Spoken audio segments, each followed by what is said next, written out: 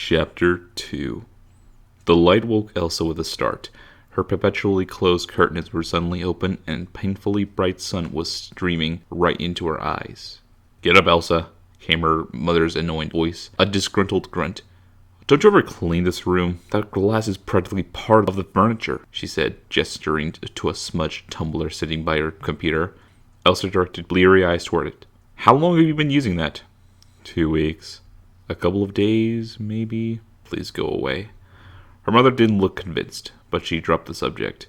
"It's 11 o'clock and you're still in bed. I don't understand how you can sleep so much."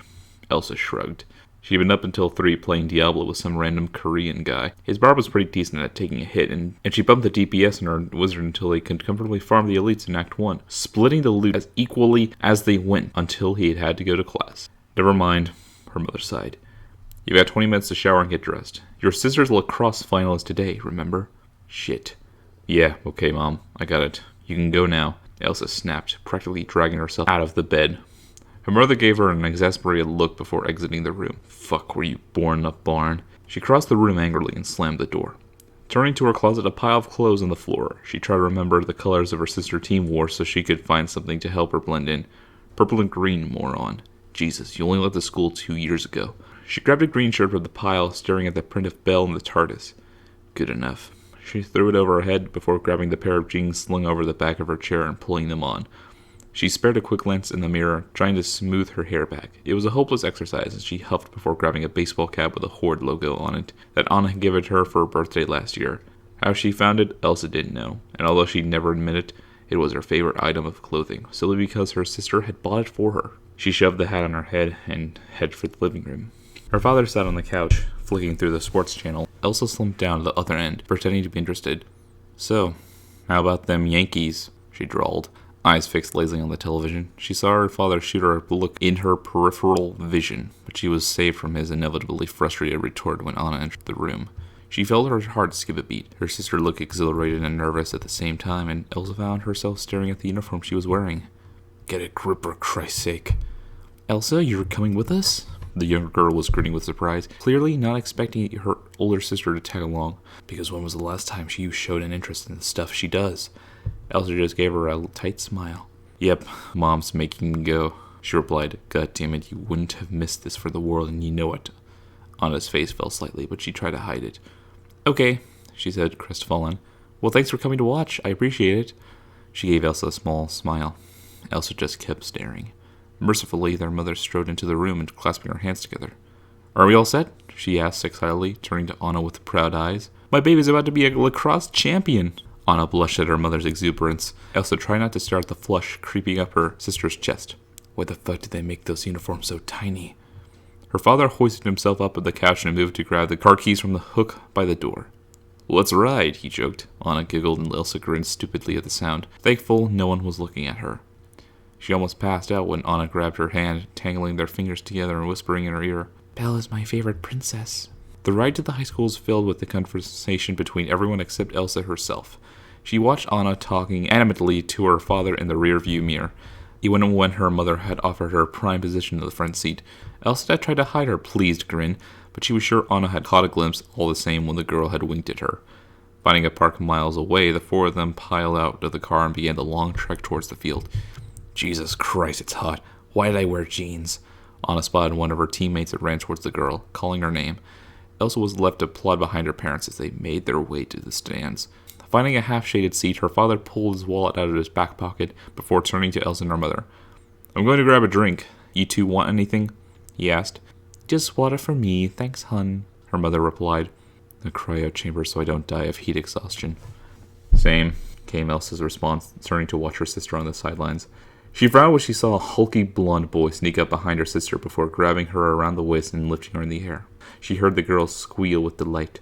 "Who's that handsome young man?" her mother asked, titillated by the idea that at least one of her daughters was interacting with other humans. "The dumb jock is about to get his teeth kicked in." "Dunno," Elsa said, feigning disinterest. "Probably some random football player." Her mother didn't try asking anything else. Elsa exhaled with relief when a whistle blew and the jock was forced to let go of her sister and return to the stands. She watched Anna run out onto the field, taking her position on the left wing, looking determinedly at the goal on the other side of the field. Another whistle and the game began. She spotted her father taking the stairs 2 at a time to their seats, 3 bottles of water and a corn dog in his hands. He sat breathlessly beside her, wordlessly handing one of the bottles in her direction as he kept his eyes on the field. Elsa took it from him without thanks. He wouldn't have heard anyway. She turned back to the game, trying to follow the seemingly random strategy the other team was taking and trying to score.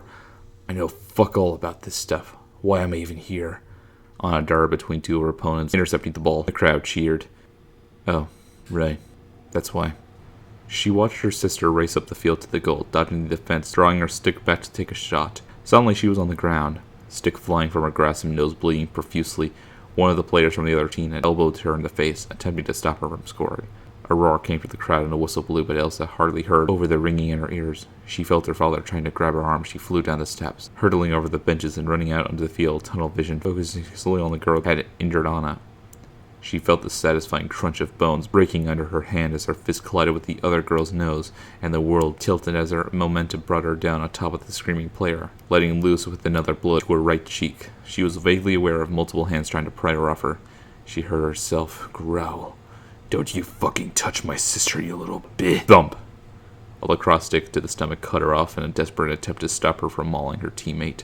One of the other players had taken a swing at Elsa.